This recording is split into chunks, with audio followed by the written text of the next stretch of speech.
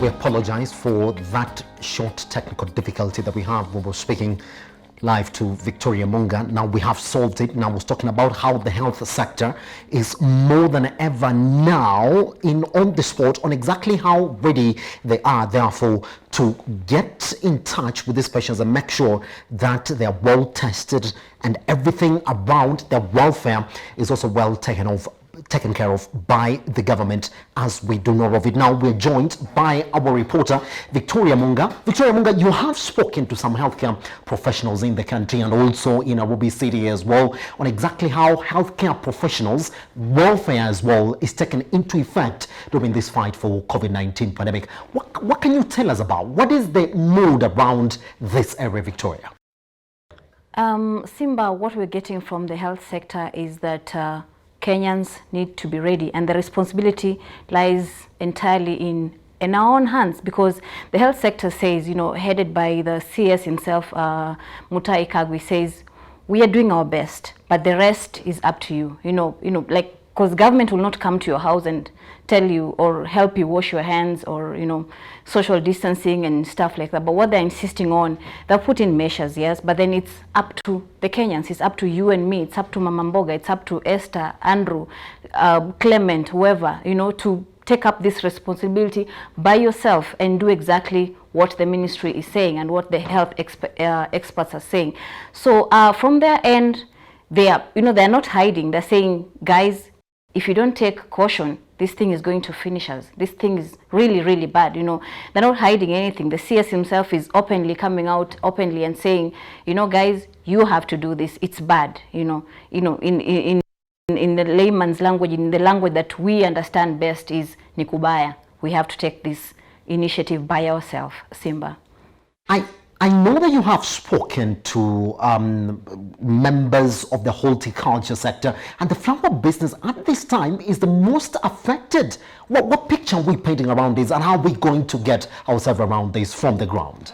On the horticulture sector, the business has gone, the last time we spoke, that was last week, things were really, really, really bad. And the CEO of the Kenya Flower Council himself said, they're losing up to 20 million shillings daily. This is the flower sector. These are guys who sell on daily basis. So 20 million shillings in a day. And I'm just thinking, by now, how much will that be? And they were really, really worried about this, because the companies they don't have money to go on with the operations anymore. They had already started layoffs for the seasonal workers, and they were heading into laying off now the permanent workers. The flower industry has seasonal workers and the permanent workers. So the seasonal workers had already been told, please don't come. We cannot afford to pay you anymore. Now they were getting into the permanent workers. And just a few minutes ago, I spoke to the CEO himself, and he was telling me they had asked government to give them back the VAT refund so that they can at least go on with the operations, because they're not getting in any cash. And their balance, their refund is up to 9 billion shillings. Up to now, they don't have the money in their account yet, but then they're saying the government has told them, we'll give you in 30 days. When the 30 days are ending, they don't know. So they're in between there. Should we go on? Should we not go on? But then they have a promise of 30 days. They'll get their 9 billion shillings so they can share across the industry. Different companies have different amounts of VAT that they need to be refunded. But at the moment, lots of the markets are closed. Europe is closed. They're not selling there anymore. The only market that was remaining was Dubai and a little bit of Germany, but then still not sufficient enough to get them enough cash that they need on daily basis to run the business. So basically the flower industry is going to be hard hit. It's going to be one of the most hard hit after tourism, or maybe even before tourism. So the flower industry, they're even destroying the flowers at the auction. They're destroying the flowers on the farm. So the worry was, if this goes on in the next 2-3 weeks, of which that was last week when they were saying, so then it means things are even worse right now. Right, Victoria Munga, you paint quite a grim reality therefore in that sector, but I want you to talk to me about the people therefore, the general mood of the people around the city. You've spoken to a lot of them, you've mingled with them, especially even others from small businesses. What are they saying? Are they ready to fight this COVID-19 pandemic, and are they going to do their businesses during this time? Simba, what's ailing the country is that, this middle class economy, Kenyans, most of them depend on their daily income. You go out, work, get the money that you get, spend it on a day. So telling a Kenyan who depends on his or her daily income to sit back at home, some of them will be like, okay, let's just go. The disease will come. That's the reason why most of them are not entirely 100% heeding to the social distance and just staying at home, because they're depending on this money on daily basis, and the feeling on the ground is fine. We are told to come to work and stuff like that, but then the prices and the market are still the same. I'm still buying bread at 50 shillings. I'm still fueling my car at 100 and plus per liter of petrol. So the general feeling here is that, okay, as much as we're making these adjustments for the safety, can we also make adjustments on the cost of living? So if it can balance, then they will be more comfortable even to take the measures 100%. But then with the high cost of living and still the corona pandemic in the country, it's going to be a little hard to contain these people at home, because then what will they eat? Because that's their worry. You and I know that probably you come to work and you're working in shift or whatever arrangement your employer has put in, you are sure you'll get something at the end of the month. But then this Mama Mboga, she's depending on that 50 shillings she'll get in a day. So if the cost of living can go down, these people will be much more comfortable to follow the measures 100%. That's the feeling on the ground, Simba. Thank you very much, Victoria Munga, for that. I know we shall be getting back to you again just to give you taps on exactly what is happening on the ground as well. All right. Now, that's exactly what we have this morning, therefore, from Victoria Munga. And so it's not just the effects of the economy as we do of it, or the health as we do of it. Now, social services have been hit hard. When we're talking about social services, we're also looking at other sectors like sports and hospitality. All right, now just to paint for you a picture on what is happening internationally, now for the sports fanatics in here, I do know very well that you are not quite so sure of when your EPL season is going to come back. In fact, locally also, I'm not even so sure whether our local league is going to come back. All right, just to also now give us a picture of what it is that we also expect from them locals. And I'm joined by Nation. All right, so how are we ready locally? Are we ready? What do we expect, Nation? Thank you, Simba, for having me on Business AM. Now, since the breakout of the COVID-19 virus all over the world, as you've mentioned, there are a lot of sporting events that have been cancelled. I think we understand the ripple effects of what that has had in different sectors of the economy. But speaking to some of the major stakeholders in the sports industry, it's a sad state of reality, especially locally, when you question them about the whole preparedness in relation to coronavirus. Some of them seem to be not prepared by the whole thing, and we're just taking things to chances. You see, most of them were taking the adopt and see kind of mentality, where like, let's see when it gets here. That was like 2 weeks ago, and I was talking to some of them. They were like, let's wait and see. When it gets here, then we'll try and deal with it, which is a very precarious and a very dangerous situation, considering how fast the coronavirus spreads from one person to another and how many people can be affected within a very short period of time. All right. National, I just want to get down for a picture there for on exactly what is happening on international scene. I'm an EPL fan. I've not been watching Arsenal play. I know you also support Arsenal. You've not been watching them play. I'm not even so sure whether the Olympics are going to go on. And the commission that we have right now is that they're actually being cut or postponed by 1 year. Okay, just paint me a picture. How much of an effect has it been internationally, therefore, when we talk about the COVID-19 pandemic effects? So first of all, lovers of the English Premier League, yourself included, I think we'll have to wait for a longer period of time again, because right now it's suspended indefinitely. So you don't know what's going to happen, what time it's going to be declared that now we are back into the game.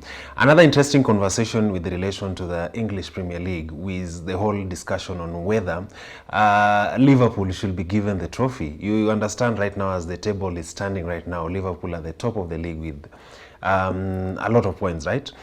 So there's all discussion on whether they should be given the trophy altogether, or the English Premier League should be suspended altogether. But that's another conversation which we'll have on a different sector altogether. But some of the other major sports that have been cancelled with relation to the coronavirus include the UEFA Champions League. We remember some of the last matches, that is Paris Saint-Germain against Borussia Dortmund. That particular game was played under restricted access to limit the spread of the virus. Apart from that particular match, we've had major games that have been cancelled in the rugby world. There are major fixtures that had been slated to play but were cancelled. When you go to the United States of America, there are major games that were cancelled. Major leagues have cancelled. That is, we have the NBA, the NCAA, that is the National Collegiate Association of Athletics. They cancelled the major games in the NBA. You understand that the whole NBA game, the fodder for the success of the NBA game is based on the college basketball as it is. Sorry, I beg your pardon. The college basketball as it is. So anything that affects the college basketball affects the NBA altogether. The other week we had the NBA had to suspend the season indefinitely. This is because of a player from the Utah Jazz who had tested positive for the coronavirus. Recently, Boston Celtics player Kevin Durant was also tested positive for the coronavirus, and a host of other teams as well are undergoing tests to determine whether they've been infected by the coronavirus. Another major fixture or major league that has been suspended was the National Hockey League. It was suspended because of the coronavirus. Which other league was suspended? There was the MLS, which is the official soccer, as they call it in America, soccer, the official soccer schedule in the USA was also cancelled because of that. Now, moving away from the United States of America and we go globally, the major event that people are looking up to or looking forward to later on this year was the Tokyo Olympics. As of this week, that is yesterday, As of yesterday, there was a whole conversation on whether they should postpone the Tokyo Olympics altogether or suspend it altogether for this year. Already, as you've mentioned earlier, the Australian Sports Athletics Association has already briefed the members of the athletics in the country and has told them to start mentally preparing for going for the Olympics from next year. Yeah. So another legendary athlete, that is Carl Lewis, was also having a conversation about the whole cancellation and postponement, and is for the idea that the whole game should just a slight adjustment, so that to give people time to recover from the coronavirus. Yeah. Thank you very much, National One, for painting that picture. It doesn't look so good for us Arsenal fans, does it?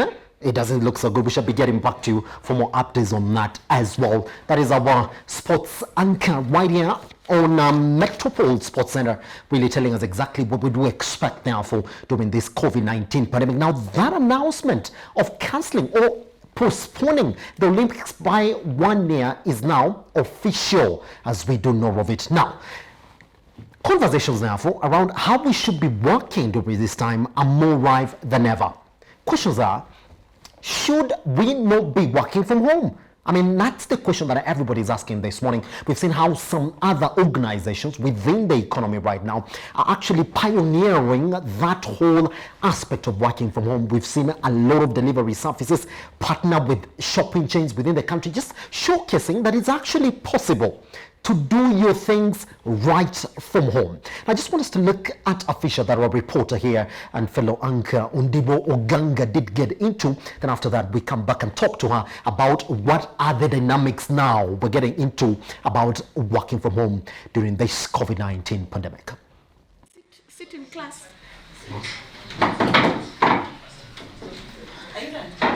Meet Susan Daria. Susan is an educationist whose job requires her to wake up every morning and report to the University of Nairobi.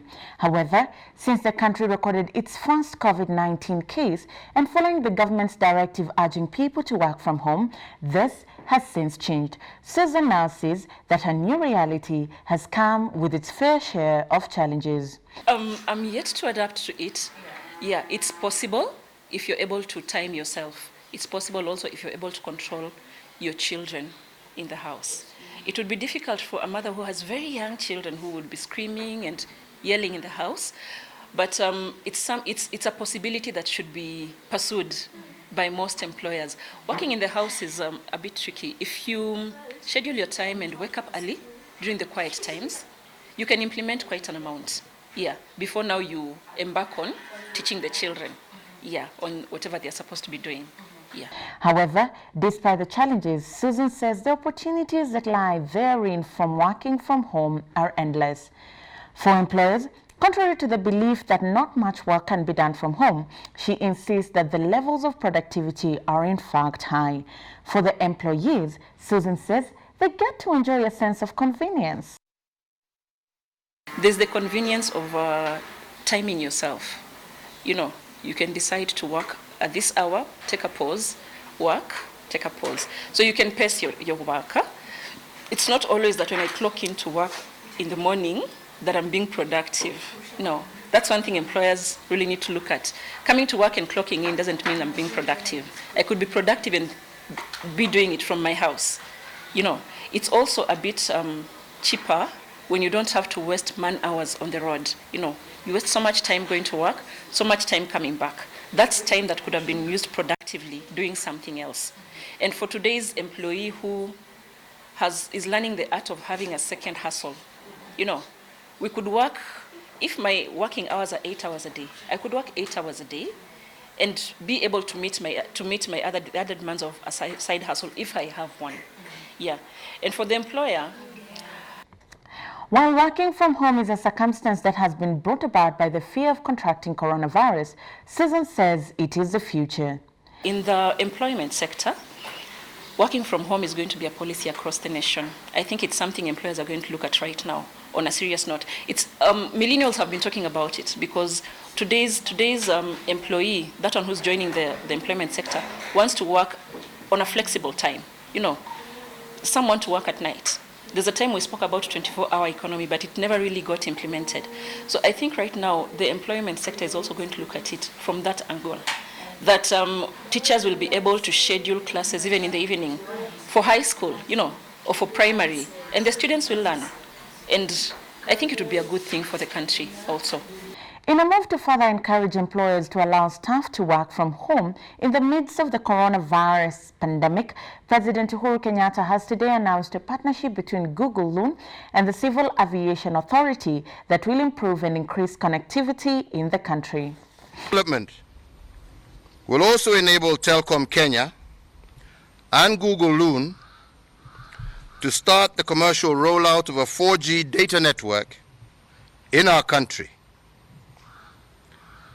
These two companies have been testing this service for the last 2 years. Once inaugurated, this service will extend Telkom Kenya's 4G network to areas that are not covered by any of our mobile network providers. Therefore, all Kenyans, wherever they are in our country, will enjoy access to high-speed and affordable internet services. With the advice working from home still standing, many organizations are reorganizing themselves to allow room for that. Kenyans, just like Susan, are beginning to adapt and warm up to the idea of getting work done from the comfort of their homes. What is the probability that this habit will be adapted beyond the virus? That is a wait and see. From Metropole TV, I'm Ondiro Oganga. There is a big question now, is that what is the probability that now working from home can actually be adopted beyond the COVID-19 pandemic? Now we are actually joined therefore live by our reporter Ondibo Ganga. Ondibo Ganga, quite a good story. But just before therefore, I get to ask you about exactly what it is. You've spoken to the MSME sector. You've been with the guys with the smaller businesses. What are they saying, and what is the difficulty therefore about this sort of announcement of working from home? Is it possible for the MSME sector, the small businesses I mean, in this regard? There's a lot of uncertainty within this market because they are a small market, but they contribute largely to the Kenyan economy, and they comprise of so many Kenyans. Remember, this is an informal sector that absorbs about 80% of the Kenyan labor force, and according to the Institute of Economic Affairs, they contribute about 35 to 50% of the GDP. So they're a crucial sector, but they're the most threatened because the country is kind of on a lockdown. Let's say Nairobi, for example, people are being asked to work from home. People are being asked to avoid roaming or loitering anyhow, and that is how people are making money. When you work in the CBD, that's how you bump into a hawker and buy a top for 200 shillings. Their profit might be 50 shillings, and it's that 50 shillings that puts food on their table. That mama mboga who cannot go to Gikomba market and buy vegetables means that her children will not have anything to eat. Those teachers that are not going out to teach cannot buy vegetables from her in the evening. And also those Mjengo people, maybe construction has been suspended. They depend on that 500 shillings. And that 500 shillings is a trickle-down effect from the shopkeeper to the mama mboga to the guy that sells charcoal in the estate. So this is a sector that has been hit hard, rather, but they're hoping for the best. They're hoping that maybe sooner than later, the lockdown will be lifted and they'll be able to resume normalcy. But until that happens, they are the most threatened, they're the most vulnerable. And beyond this, the government must do a lot to ensure that they try and restore vibrancy into that sector. And maybe that will be through access to funds, for example, loans, which the informal sector rarely gets, but they'll need some sort of injection to return vibrancy and normalcy into that sector. Thing you should be talking about and exactly how now it is possible to work from home. You've done a beautiful story now of some of the educationists who are now realized, it's actually possible to work from home. Do you think that they will actually go on in this after the COVID-19 pandemic? And what is making it possible right now? Is it idea for a long time, particularly in the country and in the continent, but because of coronavirus, it's inevitable and people are beginning to try it. Employers are beginning to warm up to it, or even if they don't, it's a directive. And those working from home, for example, the lady that I spoke to, she's an educationist, so she's not used to working from home, but she's realizing, oh, I can wake up and there's no commute. I don't have to sit in the traffic for 1 hour to get to work. Also, I can wake up at 6 and immediately I wake up, I start doing my job. So by 10 or 11, I'm done with my day's job, to mean you can work on your deliverables and finish in good time. This also promotes inclusive living, in that you have time to do other things. You have time to spend with the kids, spend with yourself. You have enough time to rest. You have enough time to eat and take good care of yourself. And there's also another aspect that is coming up, gig economy. If I can do my day job within 4 hours, because we've taken out the commute time, we've taken out the time maybe breaks in between lunch, it means I can get another side job and be able to do 2 or 3 more jobs, which means my finances are also at a good place. And also in the terms of commute, you know, you pay bus fare, particularly right now, fares have more than doubled. People are saying a distance of 100, you're paying 200 shillings. So that means that you get to save on your coins. And this might be the future, you know. It might threaten the real estate sector in terms of office space, but this is the next frontier. The government is trying to make internet access available and affordable to try and incentivize employers to allow people to work from home. So we are likely to see this grow beyond the coronavirus, and also for entrepreneurs and young budding youth who are coming from school, this is a route that they might want to take. All right, thank you very much, Ondibo Ganga. I'm very sure we shall be getting back to you as we go on to fight this COVID-19 pandemic on more stories around that area. Fantastic. Now, that is the outlook, therefore, that we have when it comes to the fight against the COVID-19 pandemic. We shall be on the ground, that I'm sure. And here on a Metropole Television, we shall be giving you the data that you actually need, therefore, to make sure that you're positioning yourself well within this COVID-19 pandemic times. One communication, you're part and parcel of the spread of the COVID-19 pandemic. Question is, how are you breaking the chain? Wash your hands, sanitize, and make sure that if you don't have to be where you are, stay at home. My name is Simba Elijah Charles Gege. Thank you very much for investing your time with us for the past 3 hours. I'll see you tomorrow for another edition of Business Hour.